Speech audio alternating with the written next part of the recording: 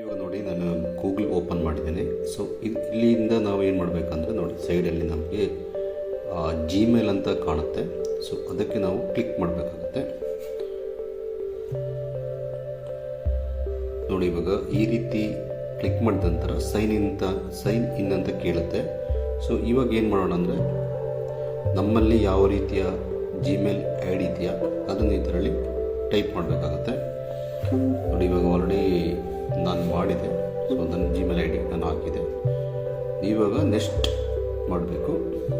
ಇಲ್ಲಿ ನೋಡಿ ನೆಕ್ಸ್ಟ್ ಅಂತ ಕೊಟ್ಟರೆ ಅದು ಪಾಸ್ವರ್ಡ್ ಕೇಳುತ್ತೆ. ನೆಕ್ಸ್ಟ್ ಏನಂದರೆ ನಮ್ಮಲ್ಲಿ ಜಿಮೇಲ್ ಪಾಸ್ವರ್ಡ್ ಏನಿದೆ ಅದು ಮೆನ್ಷನ್ ಮಾಡಿದರೆ ಆಯಿತು.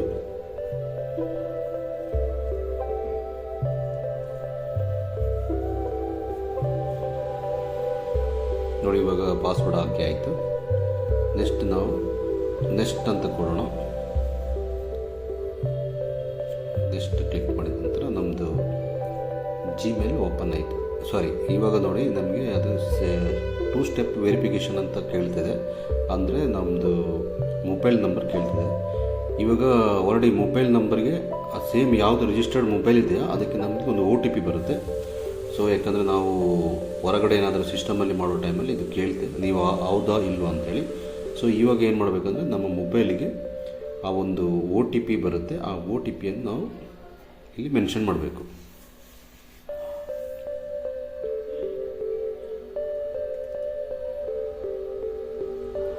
ನೋಡಿ ಇವಾಗ ನಾನು ಕರೆಕ್ಟಾಗಿ ಅದು ಮೆನ್ಷನ್ ಮಾಡಿದೆ. ಸೊ ನನಗೆ ಬಂದಂಥ OTP ಇವಾಗ ನೆಕ್ಸ್ಟ್ ಅಂತ ಕೊಟ್ಟರೆ ಆಯಿತು.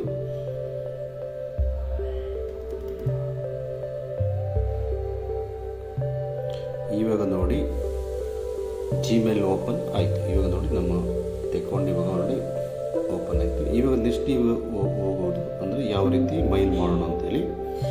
ಸೊ ಈ ಲಾಸ್ಟಲ್ಲಿ ನಿಮಗೆ ನೋಡಿ ಕಾಂಪಸ್ ಅಂತ ನೀವು ಕಾಣುತ್ತಿಲ್ಲ ನೋಡಿ. ಇವಾಗ ಇದನ್ನು ನಾವು ಕ್ಲಿಕ್ ಮಾಡಬೇಕು. ಈ ರೀತಿ ಕ್ಲಿಕ್ ಮಾಡಿದ ನಂತರ ನಮಗೆ ನ್ಯೂ ಮೆಸೇಜ್ ಅಂತ ಒಂದು ರೈಟ್ ಸೈಡಲ್ಲಿ ನಮಗೆ ಕಾಣುತ್ತೆ.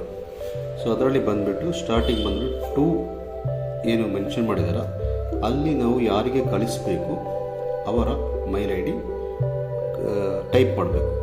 ಸೊ ಒಂದು ವೇಳೆ ನೀವು ಕಳಿಸಿದ್ರೆ ಇವಾಗ ನೋಡಿ ಅದರಲ್ಲಿ ಟೈಪ್ ಮಾಡೋಣ. ಇವಾಗ ನನಗೇನೆಂದರೆ ನಾನು ಮಾಡ್ತಿದ್ದೆಲ್ಲ ಆ ಮೈಲ್ ಐ ಡಿ ಅದರಲ್ಲಿ ಸೇವ್ ಆಗಿದೆ. ಅದಕ್ಕೋಸ್ಕರ ಅದು ಡಿ ಅಂತ ಟೈಪ್ ಮಾಡೋ ಟೈಮಲ್ಲಿ ಅದು ಬಂತು ಅದು.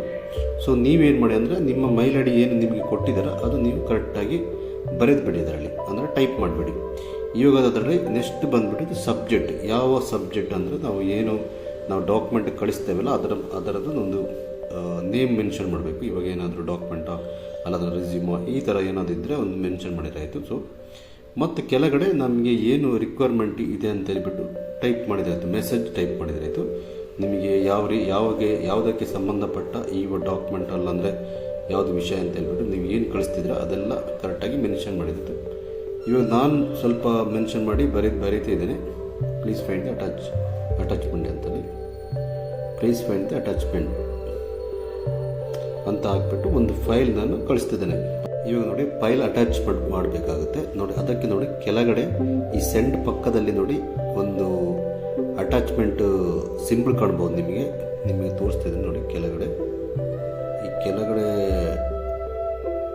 ಸ್ವಲ್ಪ ಕೆಳಗಡೆ ಮಾಡಿದ್ರೆ ನೋಡಿ ಈ ಕಡೆ ಸೆಂಡ್ ಇದೇ ನಮಗೆ ಫೈಲ್ ಅಟ್ಯಾಚ್ಮೆಂಟ್ ಮಾಡೋಕ್ಕೆ ಇರುವಂಥ ಆಪ್ಷನ್. ಸೊ ಅದಕ್ಕೆ ಕ್ಲಿಕ್ ಮಾಡಿದರೆ ಎಲ್ಲಿದೆ ನಮ್ಮದು ಫೈಲ್ ಅಂದರೆ ಇವಾಗ ಲ್ಯಾಪ್ಟಾಪಲ್ಲಿ ಅಂದರೆ ನಮ್ಮದು ಫೋಲ್ಡರ್ ಇರುತ್ತಲ್ಲ ಅದರಲ್ಲಿ ಎಲ್ಲಿದೆ ಅಂತೇಳಿ ಸೆಲೆಕ್ಟ್ ಮಾಡಿಕೊಂಡು ಅದಕ್ಕೆ ಓಪನ್ ಮಾಡಬೇಕು.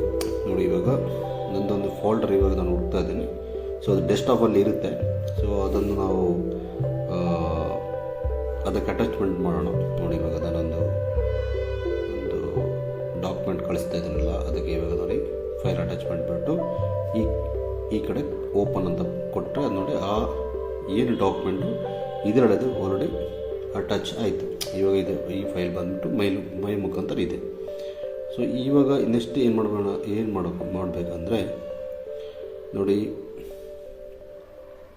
ಇದರಲ್ಲಿ ಬಂದುಬಿಟ್ಟು CC ಮತ್ತು BC ಅಂತ ಇದೆ. CC ಅಂದರೆ ನಿಮಗೆ ನೋಡಿ ಯಾರಿಗಾದರೂ CC ಇಡಬೇಕಾದ್ರೆ ಅದು ಕೆಳಗಡೆ ಬರುತ್ತೆ. BC ಅಂದರೆ ಅದು ಮತ್ತೆ ಕೆಳಗಡೆ ಬರುತ್ತೆ. ಫಸ್ಟ್ ನಿಮಗೆ 2 ಬರುತ್ತೆ, ಮತ್ತು CC ಮತ್ತು BC. ಸೊ ಈ ರೀತಿ ಕೂಡ ಮೆನ್ಷನ್ ಮಾಡ್ಬೋದು. CC ಅಂದರೆ ಯಾರಿಗಾದರೂ ನಮ್ಮ ಹತ್ರ ಎರಡು ಜನಕ್ಕೆ ಕಳಿಸ್ಬೇಕಾದ್ರೆ ಒಬ್ಬರಿಗೆ 2 ಹಾಕಿ ಮತ್ತೊಬ್ಬರಿಗೆ CC ಇಡ್ಬೋದು. BC ಅಂದರೆ ನಮಗೆ ಕೂಡ ಇಡ್ಬೋದು, ಯಾಕಂದರೆ ಅದು ಆ ಥರ. ಇಲ್ಲೊಂದು ಬೇರೆಯವ್ರಿಗೆ ಕೂಡ ಇಡ್ಬೋದು. ಸೊ ಈ ರೀತಿ ಇದು ಮಾಡ್ಬೋದು. ನೆಕ್ಸ್ಟ್ ಪ್ರೋಸೆಸ್ ಬಂದುಬಿಟ್ಟು ಏನಂದರೆ ನೋಡಿ, ಎಲ್ಲ ಅಟ್ಯಾಚ್ಮೆಂಟ್ ಆಗಿದೆ, ಎಲ್ಲ ಇಮೇಲ್ ಕೂಡ ಆಗಿದೆ. ನೆಕ್ಸ್ಟ್ ಅದು ಸೆಂಡ್ ಅಂತ ಕೊಟ್ಟರೆ ಆಯಿತು. ಈ ಒಂದು ಸೆಂಡ್ ಬಟನ್ ಇದೆಯಲ್ಲ, ಅದಕ್ಕೆ ನಾವು ಸೆಂಡ್ ಅಂತ